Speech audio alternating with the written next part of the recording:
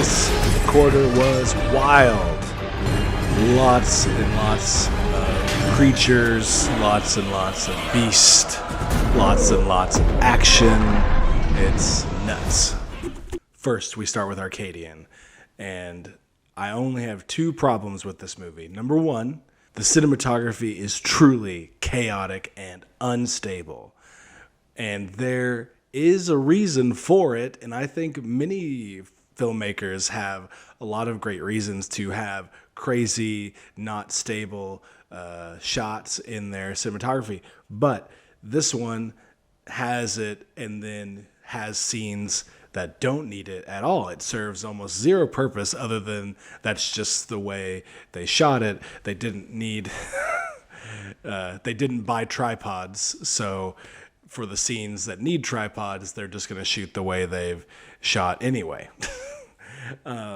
So that didn't work for me. The Arcadian is one of those movies that trailers will screw up everything, and this one was one of the 1% outliers of trailers that didn't screw it up. It kept everything in the dark, and I need you to stay in the dark. Because if I even begin to describe the events, and I already did this to one person, and it seemed like it was going to ruin it for them, that I already gave too much away. So I'm not going to do it here. But if I describe it to you, you're going to be spoiled. You're already going to get some thoughts about it, and you just need to be surprised. And that's movies. It's hard to get a movie to surprise you these days. If you enjoy the horror genre, but I would say this is like horror light. It's more suspense level horror, and you can deal with some, more scary imagery, but not overly gory by any means. Then, I think you need to make sure you watch this movie. Next, we've got Guy Ritchie's Ministry of Ungentlemanly Warfare. It's a real mouthful to say. Thanks, Guy Ritchie. Also, Guy Ritchie, are you okay? Can we check on him? Because this felt like you were sedated. And not that it was a bad movie or a bad script or bad cast. And not that the cinematography was bad, but it felt void of the normal Guy Ritchie flair in all of the classic Guy Ritchie filmography. So it was almost like, did Guy Ritchie make this? Like, I guess I can tell by some of the dialogue and kind of that wittiness and the general banter of flirtatious action amongst the group of ragtag vigilantes kind of thing. This was still a fun movie. Henry Cavill looked like he was having a good time. I think his name is Alan, the guy who plays Reacher in the Amazon show. He was in this, looked like he was having a great time. I would say, not to be too negative, but the Churchill actor, the guy who played him, that was not a good cast. He is great in lots of other things that he's done. I actually really like that actor, but I just didn't like what they did with his Churchill, which also could have been a direction thing. Overall, I really enjoyed this film, but I think I enjoyed it the most because it's actually based on a true story. And so I really enjoyed thinking about how this played out in real life, and which is not an often thing you can say about Guy Ritchie flicks. So we're going. Now we've got a triple threat of apes. We've got Godzilla versus Kong. I don't know, but there's a graph. If we can pull it up, I don't know if we can. I don't know if our people in the back have worked on this yet. As the visual effects for this movie keep going up and up and up and get better and better and better and more fun, and the action choreography gets even better and better and better, skyrocketing. In direct contrast with that, the dialogue gets worse and worse and worse, and the human element of this gets worse and worse and worse. So it's a problem. I really don't know how you keep making these movies worse with the dialogue. I would suggest that the next movie just have no human dialogue in it at all, other than like screams and running away, and then just let all of the creatures continue their nonverbal speech. Maybe you can do sign language again, because I know you've been developing that with Kong. You can do sign language, so that's not bad. But I think these movies would actually get more star ratings by the general masses if you just stopped giving a human plot to it and just let the creatures duke it out, because that's the only interesting thing about these movies. Next, we've got Monkey Man, Dev Patel, directorial debut, socio-political John Wick. He called his shot in the movie. He said, we're doing, he made a reference to John Wick. He's doing it. I mean, this has got a lot of gumption, this movie. It's really good. I applaud his efforts. I can't wait to see more from him in the future. If you like John Wick revenge movies and can handle a little more art house style and a little bit more of that flavor with a little bit more socio-political commentary substance in it, then you got to watch this movie. It was a lot of fun and shows a lot of promise for Dev Patel as he kind of takes on the director and writer chair, as well as his continued acting. Then you've got, of course, the one you probably suspected from the beginning. You've got Kingdom of the Planet of the Apes. The Matt Reeves Planet of the Apes trilogies featuring Andy Serkis as Caesar that released back in kind of the 20-teens. Those three movies, that trilogy, is easily one of the best trilogies in modern cinema history. If you haven't watched it, you have to watch it.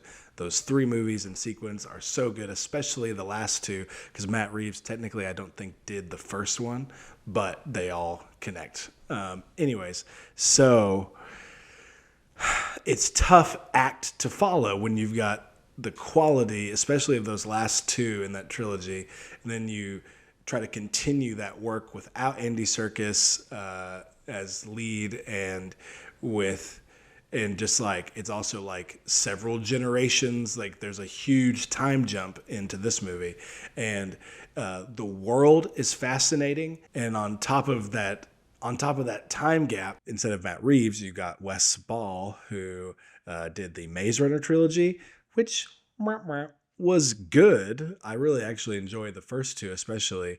I think they're good movies, but they also have great source material, and this is kind of off in its own world. And so I would say that Wes Ball brought a grand scale of visual effects and action sequences and choreography, but the story, like Maze Runner, especially the last one, which again is also an adapted work, but I think in general the direction and writing of that trilogy gets very lost and wayward, and I think this movie does the same thing. I think there's a much stronger story that was presented, and then it just kind of walks away from it, and I'm really, really, really hopefully praying that they pick that story back up in some ways in the next two movies, because I'm sure this is going to be another trilogy. So I'm hopeful, because I love the world. I like the new characters. I like the actors that they brought in. But I think they've chosen a much shallower, less interesting story than what they almost had in one of their subplots. And the last movie on the crazy Unleash the Beast quarter to just recap is, of course, Mad Max Furiosa. It was a great movie full of really cool action. You've got the same director, as a visionary for his world that he's created. I love Anya Taylor-Joy. I think she's a great actress. I think she's done a lot of good things that I champion in other formats, but my biggest issue with this movie is not that she portrays a younger version of Charlize Theron. I'm fine with that. I think she does that fine. I think she embodies the character well.